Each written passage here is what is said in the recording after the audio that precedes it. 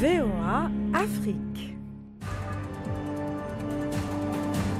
À 2 ans de la fin de son mandat, le président Alassane Ouattara a annoncé une amnistie en faveur d'environ 800 personnes, dont l'ancienne première dame, Simone Gbagbo. Quel chemin vers la réconciliation des cœurs en Côte d'Ivoire? C'est le thème de cette nouvelle édition. Suite à la crise post-électorale de 2011, ce geste de décrispation est applaudi par la classe politique. Le président Ouattara, qui a lancé un nouveau parti unifié, a promis une réforme de la commission électorale et exprimé le vœu de transférer le pouvoir à une nouvelle génération. Quelles sont ses intentions? Quel impact sur l'échéance électorale de 2020? Autant de questions que nous aborderons dans ce Washington Forum.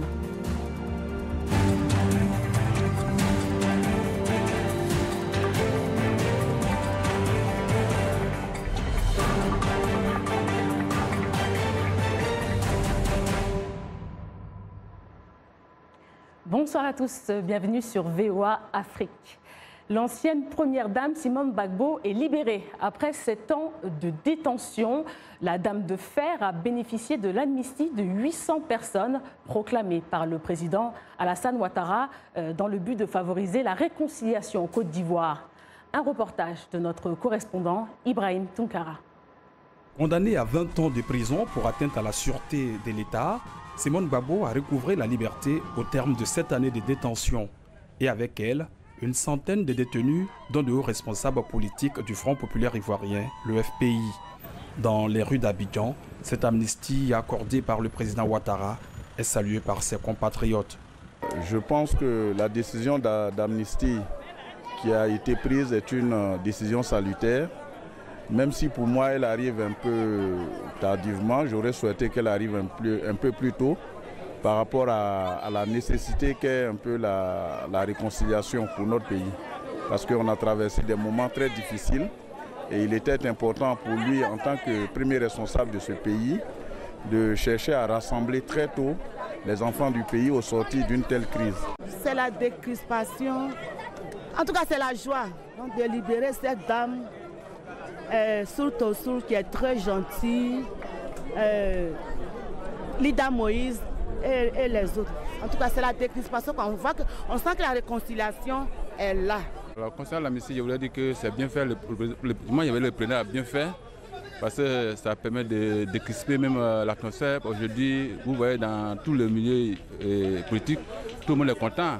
L'avocat de l'ex-première dame de Côte d'Ivoire se réjouit évidemment de cette amnistie et de la libération de Simone Gbagbo. Déjà, ça fait du bien à ceux qui sont libérés de prison, mais également à ceux qui sont libérés depuis longtemps, qui vont voir leur condamnation se faire effacer. Donc forcément, ça fera des heureux. Et quand il y a des gens qui sont contents, ça décrispe toujours un peu la situation.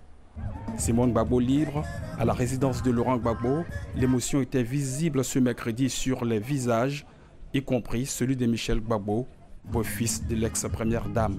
Mon sentiment, c'est normal, hein, naturel. Hein, vous le devinez vous-même. La joie, le contentement, voilà. Je suis extrêmement content. Voilà.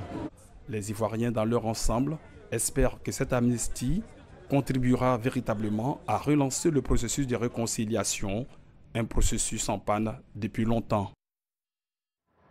Et 3 invités pour nous accompagner en direct de Rabat au Maroc. Toussaint Alain, consultant en communication politique, connu comme la voix de Gbagbo, l'ancien conseiller du couple Gbagbo. En direct d'Abidjan, en Côte d'Ivoire, André Silver-Conan, journaliste et analyste politique massivement suivi pour ses décryptages politiques. Et sur notre plateau en direct de Washington, René Lake, consultant politique et au passage ancien conseiller d'Alassane Ouattara pour les États-Unis durant 2 décennies. Bonsoir à tous et merci d'être avec nous. Bonsoir. Alors, René Lake. Bonsoir. Bonsoir à tous. René Lake, que retenir de cette amnistie faite par le président Ouattara? Pourquoi n'y avoir pas pensé plus tôt?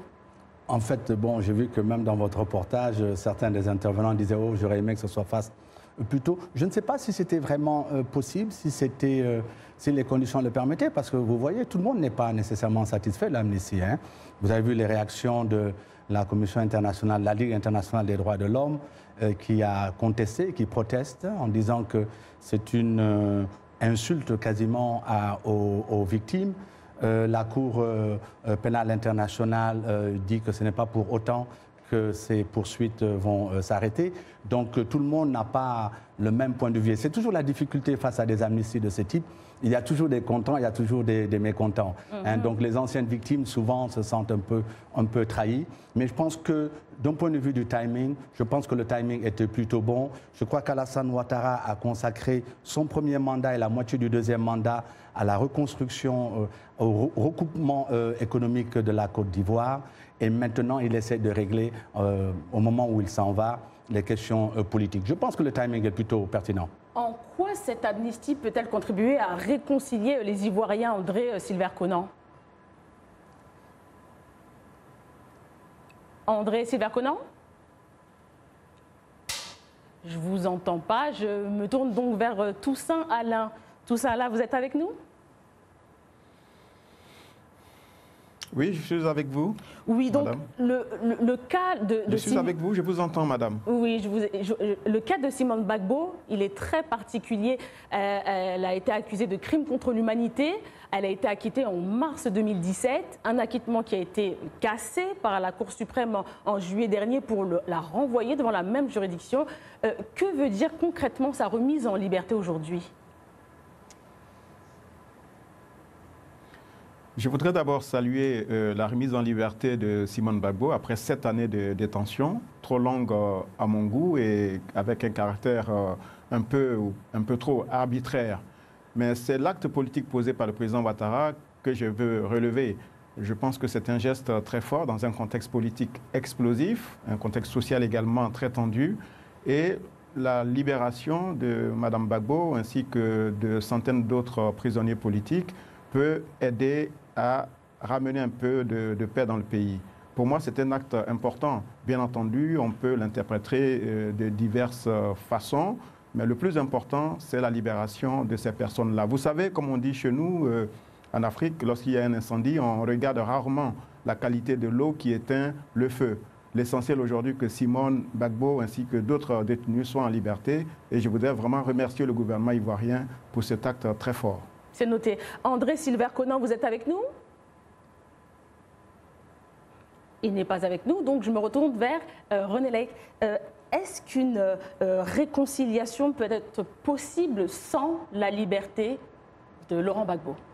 Alors là, c'est une autre question. Je ne suis pas certain que le président Ouattara ait une marge de manœuvre importante sur cette question-là. Et franchement, je pense qu'il n'en a aucune. Tout dépend de ce qui va se passer à la CPI. Je vais me tourner vers Toussaint Alain. Du coup, la même question. Et vous, qu'est-ce que vous en pensez? Est-ce qu'une réconciliation peut être possible sans la liberté de l'ancien président? Naturellement, Laurent Gbagbo, le président Gbagbo, fait partie du processus de réconciliation qui doit être forcément inclusif. L'on sait les conditions dans lesquelles il a été transféré à la Cour pénale internationale à l'issue d'un conflit qui concernait des Ivoiriens. Et une partie des acteurs soupçonnés de crimes a été déférée devant la juridiction internationale. Aujourd'hui, il appartient au Conseil de sécurité de l'ONU de prendre la mesure de la situation en Côte d'Ivoire. Cela fait un peu plus de 7 ans que le pays traverse une situation sociale extrêmement difficile sur fond de tensions politiques. Et Laurent Gbagbo doit nécessairement retrouver la liberté et revenir dans son pays. Et je pense que le gouvernement ivoirien peut prendre l'initiative de solliciter le Conseil de sécurité afin que l'ONU, et cela est prévu d'ailleurs par le traité de Rome, prenne les dispositions qui permettent de mettre fin aux poursuites visant le président Gbagbo. Je reste avec vous. Le président Ouattara a déclaré il y a quelques années ne plus vouloir transférer d'Ivoiriens à la CPI. La justice ivoirienne étant opérationnelle. Toussaint Alain, qu'en est-il de Laurent Gbagbo? Est-ce qu'on peut s'attendre à ce qu'il soit jugé en Côte d'Ivoire? Non, je pense que si le président Gbagbo est remis en liberté par la Cour pénale internationale, cela pourrait d'abord, pour des raisons politiques, ne plus être suivi de poursuites devant les juridictions nationales. D'ailleurs, je pense que c'était une hérésie de transférer des ressortissants ivoiriens devant la CPI, alors même que nous avons une justice ivoirienne qui peut fonctionner. Vous savez, la justice est le pilier, l'un des piliers essentiels de l'état de droit. Nous ne pouvons pas construire d'état de droit dans nos pays africains si nous sous-traitons chaque fois des dossiers judiciaires avec les juridictions internationales. Je ne pense pas, je ne suis pas dans la tête de M. Ouattara, mais je pense que lui-même a compris la difficulté qu'il y avait à maintenir Laurent Gbagbo et Charles Blé Goudé dans la prison de La Haye. Je pense qu'il ne va pas relancer des poursuites contre le président Gbagbo si la CPI relâchait le président Gbagbo. Laissez-moi me tourner vers donc André Silver-Conan. Certains parlent de justice à 2 vitesses en Côte d'Ivoire. Des pro-Gbagbo se sont retrouvés emprisonnés. Qu'en est-il de ceux qui ont soutenu le président Ouattara et commis des exactions lors de la crise ? Oui, ceux qui parlent de justice à 2 vitesses n'ont pas tort. Peut-être même que c'est une justice à 3 vitesses. Une chose est certaine, c'est que on a d'un côté des gens qui ont été poursuivis et de l'autre des gens qui n'ont pas été inquiétés du tout. Alors que justement il y a une cellule spéciale d'enquête qui avait été mise en place par le président Alassane Ouattara, qui a produit des rapports et qui a même suggéré l'inculpation d'une bonne centaine de personnes, dont des officiers aujourd'hui supérieurs de l'armée proches du président Alassane Ouattara. Manifestement, cette posture devenait intenable pour lui-même, pour le président Ouattara lui-même. Et il faut décrypter donc ces mesures. Justement, dans cette amnistie, les exilés, les réfugiés, qu'est-ce qui est prévu pour eux? Personne n'a encore vu cette ordonnance d'amnistie. Il faut le rappeler, d'ailleurs, ainsi constitutionnel, puisque l'amnistie doit être réglée par une loi et non par une ordonnance. Non, personne n'a encore vu l'ordonnance présidentielle qui parle donc de l'amnistie, de sorte que on ne peut pas savoir exactement qui sont ceux qui sont aujourd'hui visés nommément. On a parlé de 800 personnes. Qui sont ces 800 personnes? Comment est-ce qu'elles ont été choisies? Il y a déjà une hérésie de droit qui consiste à amnistier un crime qui n'a pas encore été établi. Donc là, on est encore dans le flou total. René Lec, récemment, on a vu que l'Union européenne a dénoncé la situation sociale en Côte d'Ivoire, jusqu'à insinuer que la gouvernance ivoirienne était de façade. Ces amnisties auraient-elles un lien quelconque avec cette réprimande? Je ne sais pas si on pourrait dire ça, parce que des organismes internationaux et des pressions internationales sur le président Ouattara sur cette question, elles datent de plusieurs années, y compris en particulier en Afrique. Un certain nombre de leaders africains font pression depuis très longtemps sur Ouattara pour lui demander de décrisper l'atmosphère politique en Côte d'Ivoire, en essayant déjà cette amnistie pour Simone Gbagbo et voir ce qu'il est possible de faire par rapport à la CPI, si tant est qu'il puisse faire quoi que ce soit. Donc je ne suis pas persuadé que cela joue un rôle particulier, d'autant plus que les performances économiques de la Côte d'Ivoire sont saluées par tous les organismes internationaux qui s'intéressent et qui se préoccupent de ce type de questions, y compris en Europe. Donc je ne pense pas que ce soit un facteur déterminant. Mais par contre, comme le disait l'un de vos invités, la tension politique, la tension sociale interne, ça c'est plus déterminant. Mais je crois qu'en réalité, Alassane Ouattara fonctionne vraiment sur son timing à lui.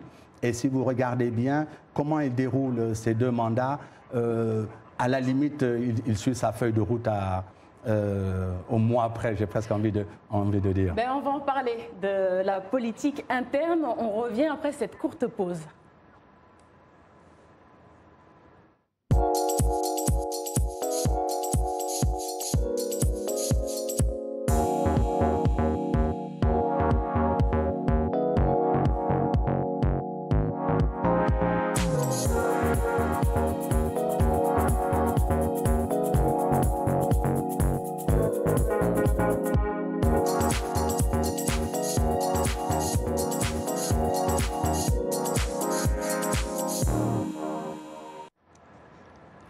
Et merci de nous retrouver pour la seconde partie de Washington Forum. Nos 3 invités toujours pour nous accompagner en direct de Rabat au Maroc. Toussaint Alain, consultant politique, ancien conseiller du couple Gbagbo. En direct d'Abidjan en Côte d'Ivoire, André Silver-Conan, journaliste et analyste politique. Et sur notre plateau, René Lake, consultant politique et ancien conseiller d'Alassane Ouattara pour les États-Unis. Nos téléspectateurs ont réagi en ligne. Quelques commentaires Facebook. Alors, Youssouf Ouedraogo de la Côte d'Ivoire nous dit « Avec l'amnistie, c'est de l'apaisement. Reste à situer la juste mesure de la justice pour les 3000 victimes de la crise post-électorale pour qu'on en finisse avec ce douloureux épisode. » Et Alphonse Boaki de la RDC qui nous dit que toutes les annonces de restructuration de la commission électorale et autres vise à ouvrir l'espace démocratique en vue des élections locales très proches et des présidentielles de 2020. Toussaint Alain, est-ce que le président Ouattara a voulu prendre les devants de la réconciliation en sachant que ces derniers temps, Guillaume Soro et Henri Konan Bédié se sont illustrés sur la question? Toussaint, oui. Je pense que le président Ouattara a été sollicité. Le président Ouattara a été régulièrement sollicité par les forces vives de la nation, les chefs traditionnels, les associations, les ONG de la société civile et puis, bien entendu, les acteurs politiques qui ont régulièrement rappelé au chef de l'État la nécessité d'élargir ces centaines de détenus. Je voulais revenir sur des propos qui ont été tenus plus tôt. Je pense que l'Union européenne ferait mieux de se mêler de ces affaires parce que quand on voit la manière dont elle a géré l'affaire de la Libye en contribuant à l'assassinat du colonel Kadhafi, je pense qu'elle laisserait les Ivoiriens régler pour une fois leurs problèmes. Donc je ne pense pas que ce soit les rapports confidentiels de l'UE qui aient provoqué l'amnistie des prisonniers politiques, c'est la conjugaison d'une série d'actions menées à l'intérieur du pays par les acteurs politiques ivoiriens. C'est un travail qui a été fait. Il faut laisser les Ivoiriens dialoguer et M. Ouattara a été trop longtemps sourd aux appels. Et pour une fois qu'il fait montre d'ouverture, je pense qu'il faut l'en féliciter. On vous entend les problèmes africains réglés par les Africains. On vous entend. Concernant la politique interne, je voudrais enchaîner sur la politique interne. C'est très important. Oui, mais pour revenir sur cette politique interne, je voudrais rappeler en fait l'antécédent de cette politique en Côte d'Ivoire. Parce que pour gagner en 2010 face à Laurent Gbagbo, 5 partis ivoiriens s'étaient regroupés au sein d'une coalition. Il y a déjà le Rassemblement des Oufouettistes pour la démocratie à la paix, le RHDP, qui compte 2 grands piliers. Le Parti démocratique de la Côte d'Ivoire, le PDCI, dirigé par l'ancien président Henri Konan Bédié, et le Rassemblement des Républicains, le RDR, parti de l'actuel président Alassane Ouattara. Fort de cette alliance, Alassane Ouattara a été élu en 2010 et réélu en 2015. Mais pour l'échéance présidentielle de 2020, la rupture est consommée entre le PDCI et le RDR. Alors, André Silver-Conan, où en sommes-nous avec le RHDP? Le RHDP aujourd'hui est une coalition amputée. Voilà. Alors, le RHDP de 2010, c'est donc une coalition forte qui est porté par le RDR d'Alassane Ouattara, le PDCI d'Henri Konan Bédié, l'UDPCI d'Albert Ouartus Mabry et le MFA d'Innocent Natil Kobena, comme l'UPCI de Niamey Konan. Voilà. Alors, ce sont ces 5 formations qui composent le RHDP de 2010. Mais voyez-vous, aujourd'hui, nous sommes dans un RHDP complètement amputé, quand bien même le pouvoir s'échine à dire, à le présenter comme unifié. Alors, vous avez le RDR d'Alassane Ouattara, et les Soro du RDR ne se sentent pas concernés par le RHDP unifié. Le PDCI, vous avez donc une partie amenée par Kobena Kwasi Adjumani qui a créé sur les traces de Fouet-Boigny. Mais le PDCI, donc si vous voulez, la base du PDCI, amené par Henri Konan Bédié, ne se sent pas concerné par ce RHDP unifié. Vous avez donc le MFA qui est divisé et l'UPCI aussi qui est divisé. Donc tout le monde, ils sont tous divisés. Carrément, donc c'est le divorce. René Lake, que faire? Quelle lecture on fait de ce divorce? Écoutez, moi personnellement, je pense qu'au fond, on est dans l'ordre des choses. Hein. Si vous regardez, qu'est-ce qui se passe? Alassane Ouattara, en décidant clairement, en annonçant, parce que je suis convaincu qu'il avait décidé depuis toujours, j'ai presque envie de dire, en annonçant clairement, publiquement, qu'il ne sera pas partant pour 2020, que c'est vraiment son dernier mandat, je crois qu'il devient un peu ce qu'on appelle dans les démocraties, un peu un lame duck. C'est très connu ici aux États-Unis. C'est en fait un peu la situation d'un leader, d'un président, d'un gouvernement, d'une administration dans une situation un peu inter-régime.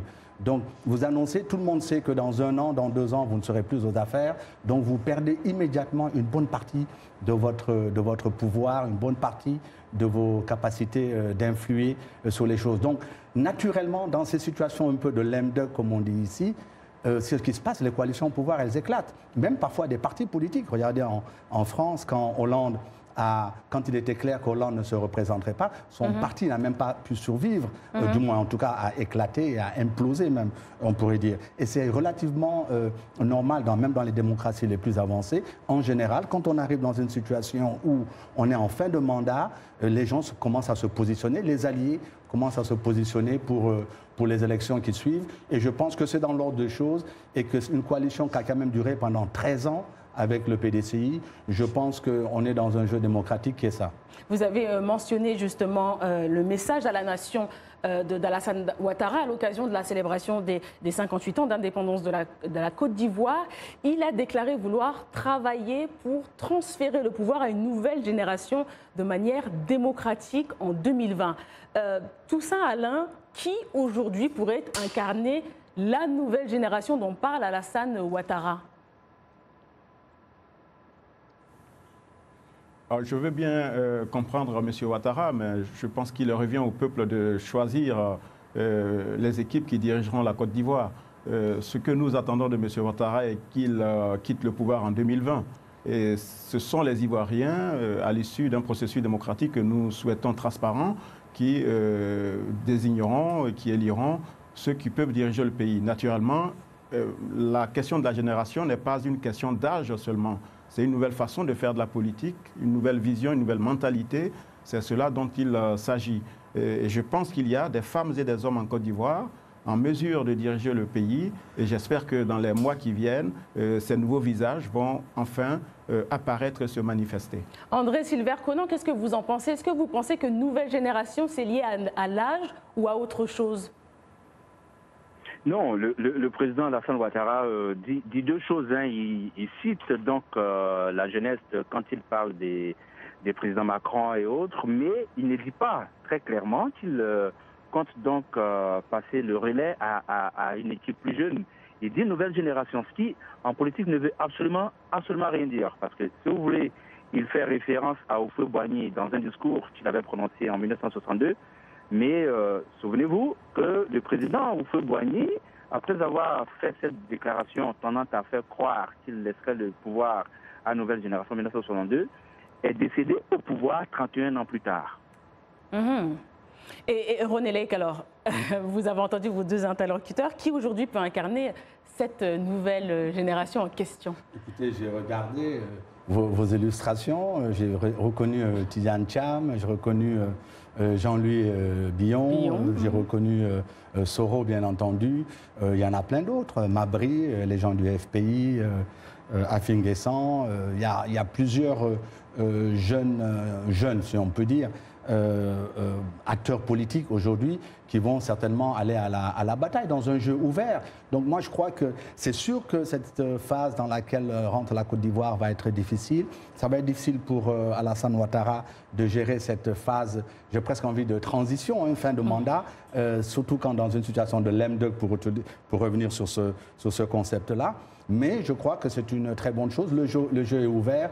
Malgré l'éclatement de la coalition, je crois que ça va être intéressant et on va voir ce qui va se passer. Et c'est même une bonne chose, peut-être qu'il n'y ait pas nécessairement un dauphin mis en place sur la base d'alliances et de discussions, de petites manipulations politiques entre des leaders. Je crois que le jeu est vraiment ouvert et ça va être une bonne chose. André Silver-Conan, on parle beaucoup de ce parti unifié, mais qu'en est-il des autres challengers ?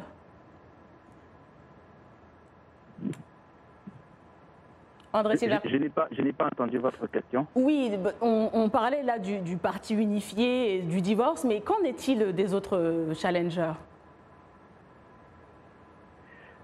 Non, vous savez, aujourd'hui, nous partons vers une recomposition de l'espace politique, donc une tripolarisation, on va dire. D'un côté, on a le RHDP unifié amené par Alassane Ouattara et la nouvelle alliance que compte conduire Henri Konan Bédié, mais il restera l'opposition traditionnelle au pouvoir RHDP, c'est-à-dire le Front populaire ivoirien dans sa branche radicale, qui aujourd'hui sera porté par Simone Gbagbo. Donc, on part vers une tripolarisation de la vie politique. Bon, là, on fait un peu des supputations parce qu'elle n'a pas encore fait de discours, de propos à ce sujet. Mais tout ça, Alain, maintenant que Simone Gbagbo est libérée, quelle est la suite pour elle? Est-ce qu'elle sortira, elle fera la politique ou elle prendra la tête du FPI? Qu'est-ce qu'on peut attendre? Oh, bien malin qui saurait les intentions de Mme Gbagbo. Si je m'en tiens simplement aux propos qu'elle a tenus hier, elle a parlé du combat qui continue, de la refondation qui reprendrait une autre dimension après une interruption depuis 2011. Donc je pense que Simone Gbagbo a sans doute, en tout cas, la capacité de se repositionner sur la scène politique. Elle en a la capacité ou les capacités intellectuelles et physiques. C'est une femme de pouvoir, une femme d'action, une femme engagée politiquement depuis sa jeunesse. Et je pense qu'elle est bien partie pour être en tout cas l'un des acteurs politiques majeurs des années qui viennent en Côte d'Ivoire. Donc, j'ai une question pour vous qui peut sembler un peu controversée, mais est-ce que le scénario Jean-Pierre Bemba peut se passer en Côte d'Ivoire si Laurent Gbagbo est libéré avant 2020? Tout ça, Alain? C'est une question pour moi ou pour un autre? C'est pour vous. C'est pour vous. Oui. Si le président Gbagbo peut... Si le président Gbagbo peut se présenter à l'élection présidentielle de 2020. Ben écoutez, là encore, la décision revient au président Gbagbo. Ce que nous souhaitons, avant toute autre chose, c'est sa remise en liberté. Et une fois libre, alors il pourra clairement exprimer ses intentions politiques devant la communauté des Ivoiriens. Mais je pense qu'en politique, tout est possible, tout est ouvert. Et le chemin de la prison vers le pouvoir, Laurent Gbagbo l'a prouvé. Et cela n'est pas impossible. Mais une fois encore, la décision revient au président Gbagbo. René Lake, est-ce que vous croyez à un scénario à la Jean-Pierre Bemba en Côte d'Ivoire? Écoutez, j'avoue que ce scénario-là déjà m'avait personnellement beaucoup surpris. Donc on ne sait jamais ce qui peut se passer sur ce terrain-là, mais je ne vous cache pas que j'en doute fortement.